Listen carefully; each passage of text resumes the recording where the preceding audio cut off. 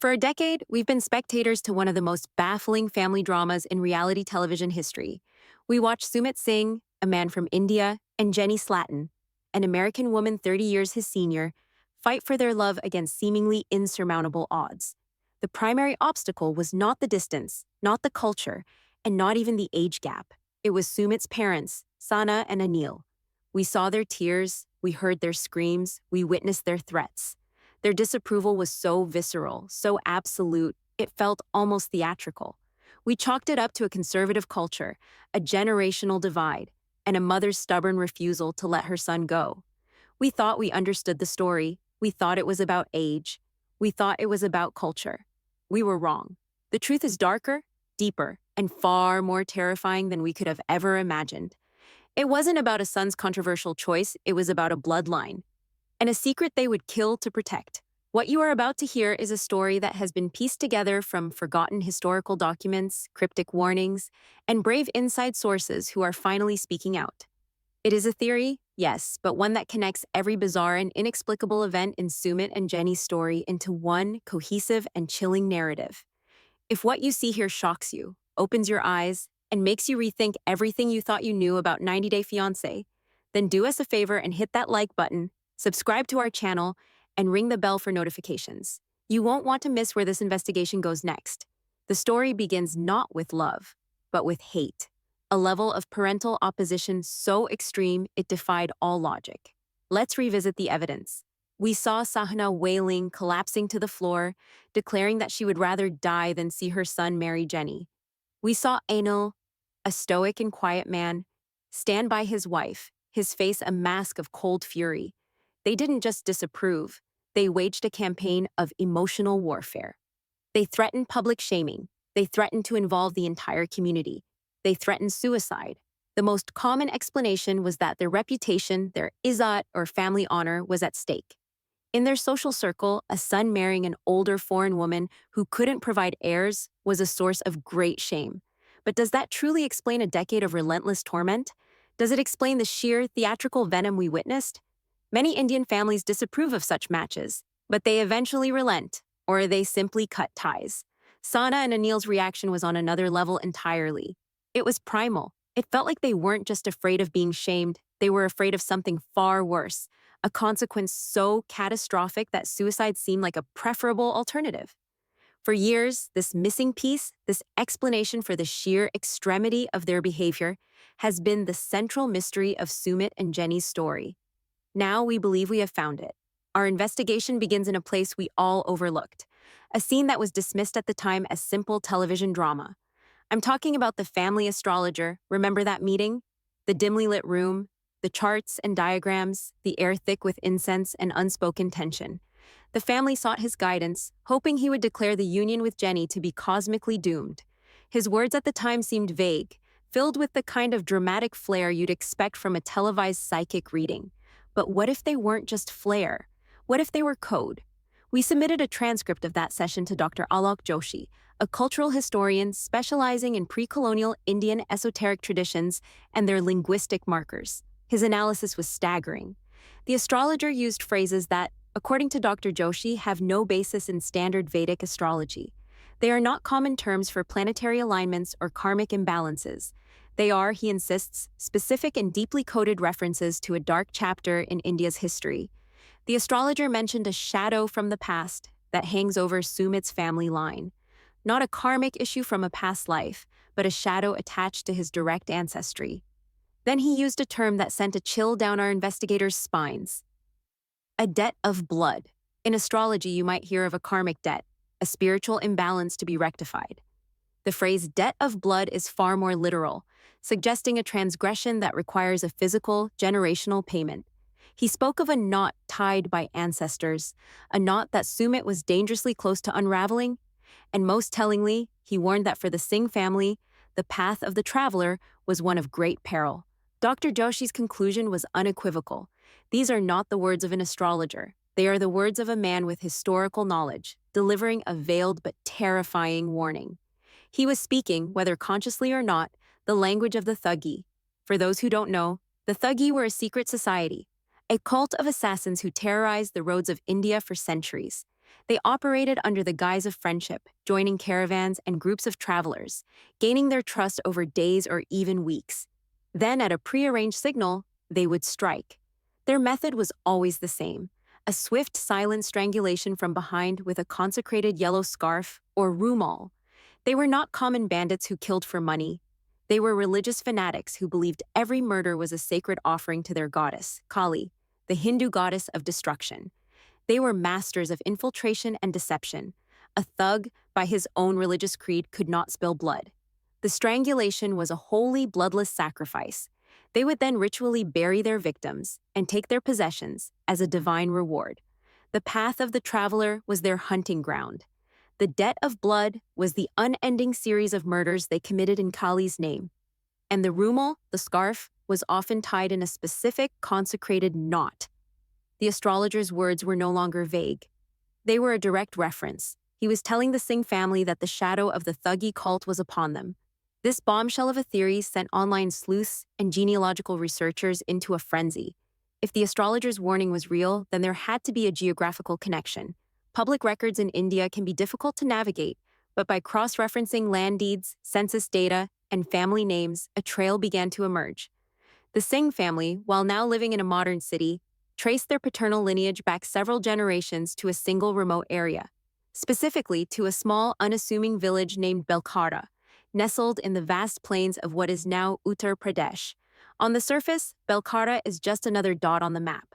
But a deeper dive into historical archives revealed something astonishing.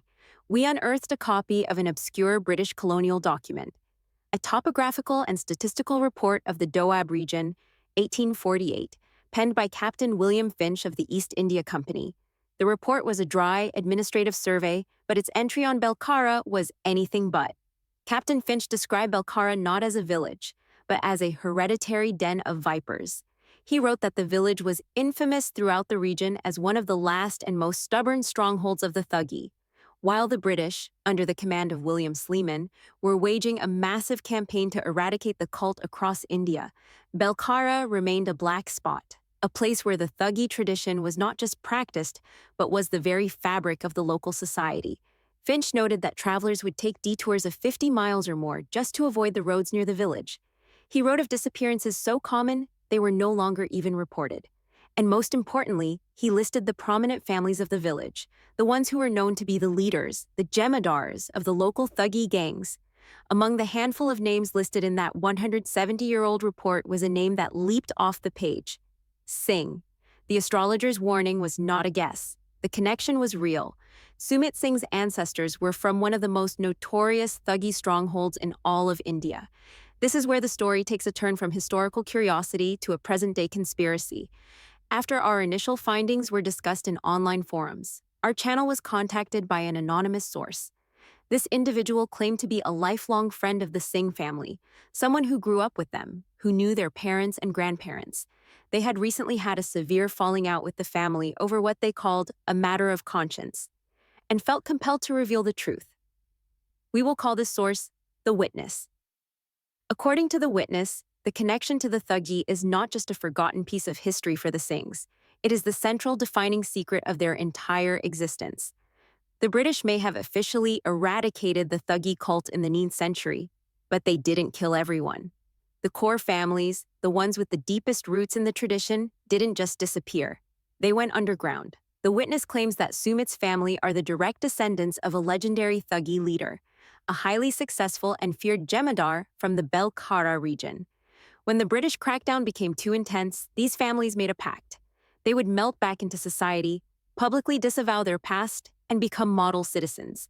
But secretly, they would preserve their identity, their traditions, and most importantly, their wealth. Think about it. For centuries, the Thuggee plundered the wealth of countless travelers. Gold, jewels, currency, and unimaginable fortune accumulated through murder. This wealth wasn't destroyed. According to the witness, it was carefully laundered over generations. It was invested in land, then in small businesses, and eventually in modern financial instruments. The comfortable middle-class life of the Singh family, their home, their social standing, it's all built upon a foundation of blood money, a fortune stolen from the victims of their ancestors. They are not just the descendants of killers, they are the inheritors of a criminal enterprise that has successfully hidden in plain sight for over 150 years. This secret society, this network of thuggy descendant families, survives on one unbreakable rule: absolute secrecy. And the primary mechanism for ensuring that secrecy is marriage. The witness revealed the true reason behind Sahna and Anil's obsession with an arranged marriage for Sumit. It was never about finding a good, traditional Indian girl. It was about finding a girl from the right kind of family. The core thuggy descendant families, scattered across India but connected by their shared secret, only marry amongst themselves. These arranged marriages are the glue that holds their entire world together. It keeps the bloodline, as they see it, pure. It consolidates the intergenerational wealth, merging the fortunes of two powerful lines. And most critically, it ensures that the secret is never, ever revealed to an outsider. An outsider asks questions. An outsider has no loyalty to the pact. An outsider is a security risk. Sumit, the witness explained, was not just engaged to any girl. He was betrothed from a young age to the daughter of another prominent thuggy descendant family. This wasn't a simple arrangement. It was a dynastic alliance, a renewal of the ancient pact between two powerful clans within the secret network. His love for Jenny wasn't just a personal rebellion against his parents' wishes. It was an act of treason. It was a catastrophic security breach that threatened to bring down their entire, carefully constructed world. He wasn't just breaking his parents' hearts. He was violating the most sacred law of their secret society, a law that had been upheld for over a century. And in their world, the punishment for such a transgression is unimaginable. With this terrifying new context, every baffling action, every lie, every moment of extreme drama from the past decades suddenly clicks into place. It's no longer a messy family dispute, it's a meticulously documented conspiracy. Let's start with Sumit's original sin, the catfishing. We all remember when Sumit first confessed to Jenny that the picture he'd used was not his own, that his name was Sumit, not Michael Jones. We saw it as the act of an insecure man, a foolish lie to get the attention of an American woman. But seen through the lens of the thuggy conspiracy, it was the exact opposite. It wasn't an act of deception. It was a desperate act of self-preservation. Sumit was raised in a prison of secrets.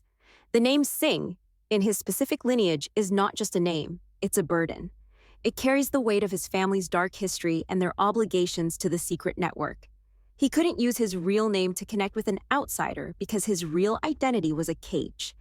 By creating Michael Jones, he was, for the first time in his life, attempting to be a normal person, free from the shadow of his bloodline. The lie wasn't to trick Jenny, it was to protect himself and his family's secret from the outside world he so desperately wanted to be a part of. It was his first clumsy attempt at escape. Then comes the bombshell that almost ended it all. Sumit was already married. We, along with Jenny, were horrified. We saw it as the ultimate betrayal, and we blamed his parents for forcing him into a loveless arranged marriage. The word forced is key, but we misunderstood the nature of that force. The witness claims that Sahna and Anil were not acting on their own volition. By the time Sumit's relationship with Jenny had become serious, the other family, the family of his betrothed, was growing impatient. The alliance was supposed to have been sealed. The pressure on Sahna and Anil from the elders of the network would have been immense. Sumit's continued defiance was not just embarrassing them, it was making them look weak and unable to control their own son, potentially jeopardizing their standing within the secret society. Forcing him into that marriage was a panicked, desperate act of damage control. They had to honor the pact. They had to pull their son back into the fold and contain the security breach before it spiraled out of control. The secret marriage wasn't just about controlling Sumit. It was about appeasing the other powerful families and showing their loyalty to the code. Of course, that marriage ended in a very public and very expensive divorce. The figure that was broadcast to the world was $20,000, a staggering sum for a middle-class Indian family, one they claimed required them to use their life savings. We all wondered how and why they would pay so much just to undo a marriage they themselves had orchestrated. The answer, according to the witness, is that the $20,000 was not a divorce settlement, it was hush money. It was a severance payment to the other thuggy descendant family. By breaking the betrothal and demanding a divorce, Sumit had committed the ultimate insult.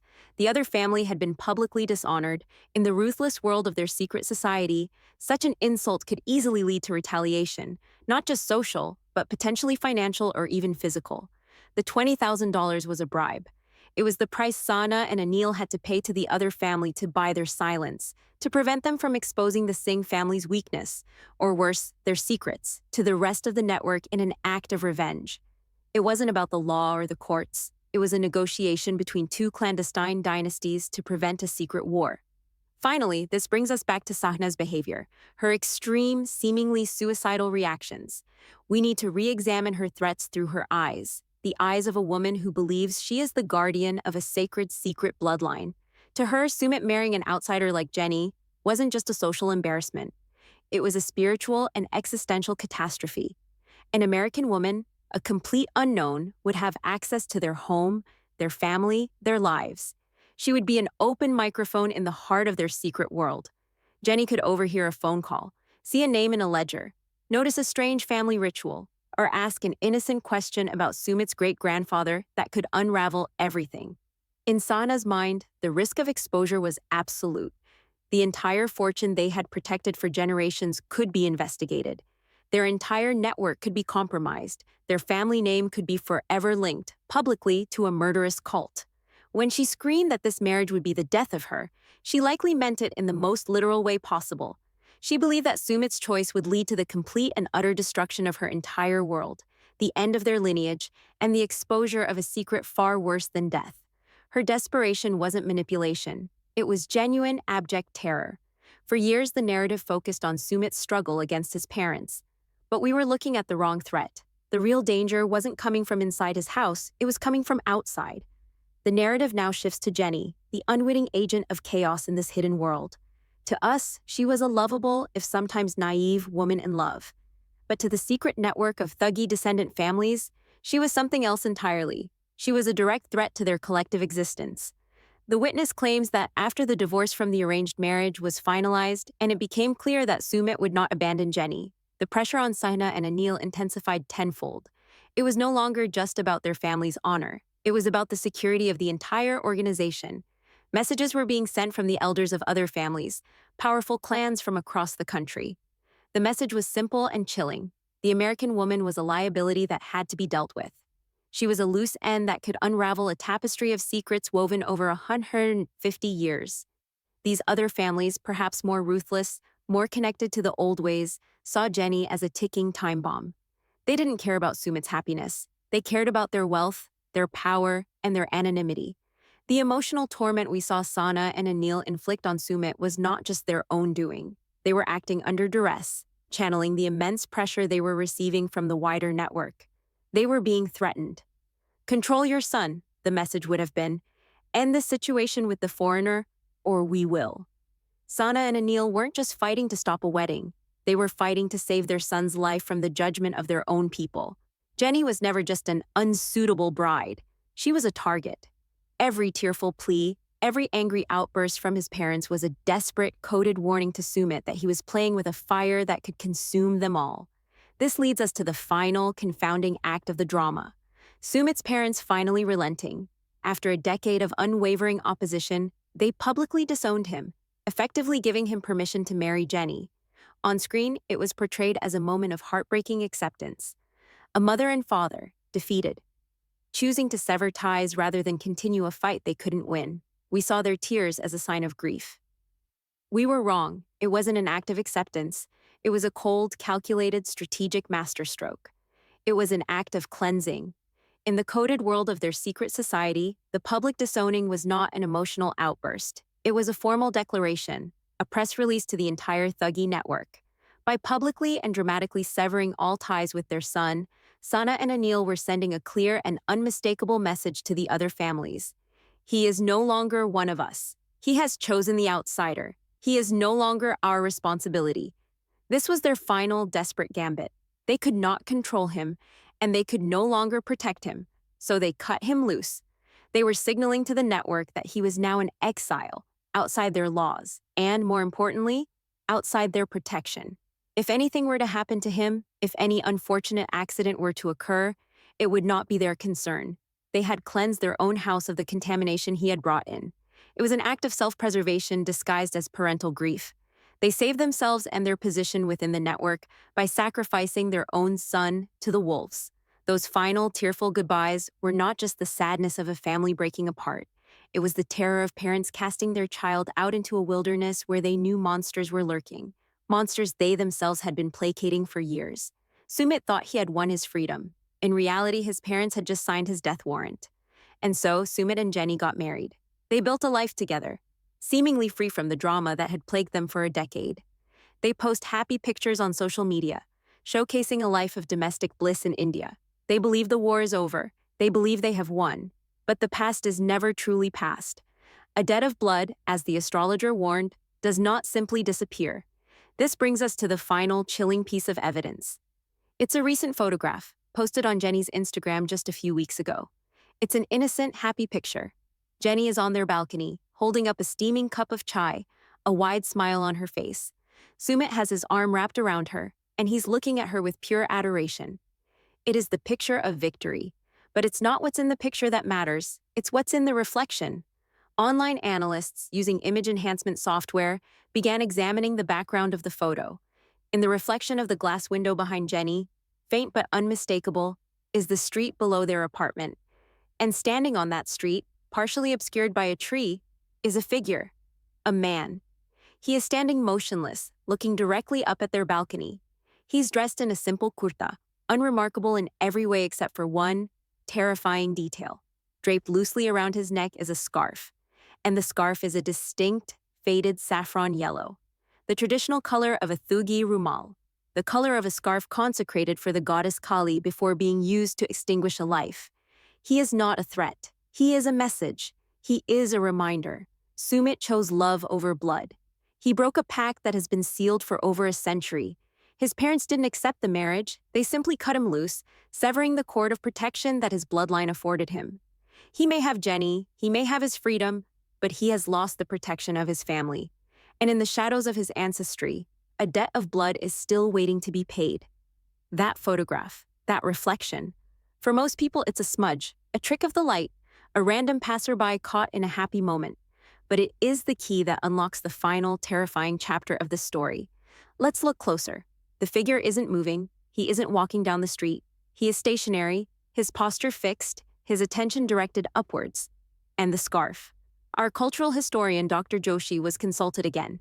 He confirmed that in the 19th century, Thuggee assassins, before going on a mission, would often dye their rumals in consecrated turmeric and saffron, giving them a distinct yellow or orange hue. It was a holy color, the color of sacrifice. This is not just any scarf.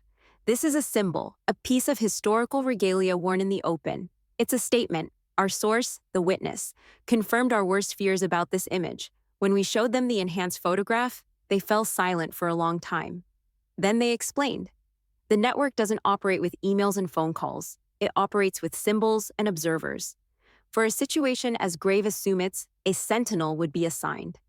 Their job is not to act, but to watch, to learn the couple's routines, their patterns, their vulnerabilities. The sentinel is a living reminder to the exile that they are not forgotten. Their presence is a form of psychological warfare designed to instill a constant, low-level dread. It's a message to Sumit. We see you. We are everywhere. The pact you broke has not been forgotten. The man in the reflection is not a random stranger. He is the embodiment of the network's long memory and its infinite patience. The witness peeled back the curtain on this hidden world. These are not cartoon villains. In their own minds, they are custodians of a proud and persecuted tradition.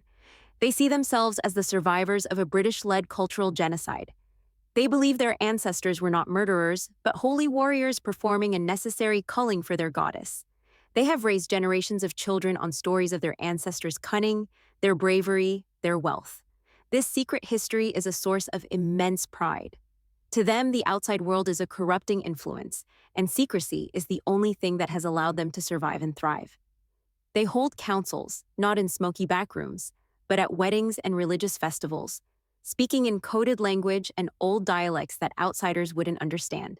Elders from the core families form a de facto ruling body, arbitrating disputes and enforcing the ancient laws. And the most important law is the one Sumit broke. Never, ever bring a stranger into the fold. With this understanding, let's re-examine Sumit's brother, Amit. For years, we saw him as a man caught in the middle, a sympathetic figure who seemed to want his brother's happiness but was beholden to his parents. But Amit's conflict was far deeper than simple family loyalty. Amit, as the elder son, would have been groomed from a young age to understand the family's true nature. He knew the stakes. He knew that Sumit's actions weren't just upsetting their mother. They were a direct challenge to the authority of the network's elders. Every time Amit urged Sumit to obey his parents, he wasn't just being a dutiful son. He was terrified. He was trying to save his younger brother from a consequence he knew was far worse than a family argument. When he finally stood up for Sumit during the marriage ceremony, it was an incredible act of bravery, but it was also a gamble. He was hoping that by endorsing the marriage after the disowning, he could help frame it as a closed chapter, an internal family matter that the network should now ignore. He was trying to protect Sumit, but he knows, better than anyone, the danger that still looms. Think back to every interaction between Jenny and Sumit's parents. Remember that brief period of calm, the fragile truce where Sahna invited Jenny into her kitchen, ostensibly to teach her how to cook? We saw it as a potential breakthrough. In reality, it was an interrogation. It was the family's last-ditch effort to assess the threat level. They were probing Jenny. How curious is she? How much does she ask about our family, our history, our finances? Is she subservient? Can she be controlled? Can she be assimilated into their world of secrets and silence? They brought her into the heart of their home to take her measure, and what they discovered terrified them. They saw an independent American woman, used to asking direct questions, who posts her entire life on social media. She was completely, utterly uncontrollable. She was the opposite of everything their society was built on. It was after this kitchen test that their opposition became absolute and non-negotiable. They had looked the enemy in the eye and realized she could never be contained. This also reframed Sumit's own mental state over the years. We saw a man racked with anxiety, seemingly paralyzed by indecision. We called him weak. We questioned his love for Jenny. We accused him of stringing her along. But what if it wasn't indecision? What if it was terror? Imagine the weight he was carrying. Every single day, he lived with the knowledge that his entire family was part of a secret society built on murder and theft. He loved his parents, but he was repulsed by their legacy. He wanted a normal life, but he was shackled by a blood oath he never asked for. His anxiety wasn't about upsetting his mom. It was the profound, soul-crushing terror of a man trying to escape a cult. Every lie he told, every delay, every moment of panic was a desperate maneuver to buy time, to find an exit from a maze he was born into. He wasn't afraid of his parents' disapproval. He was afraid of what they and their powerful friends were capable of. Now Sumit and Jenny live in their self-created paradise, but it is a gilded cage.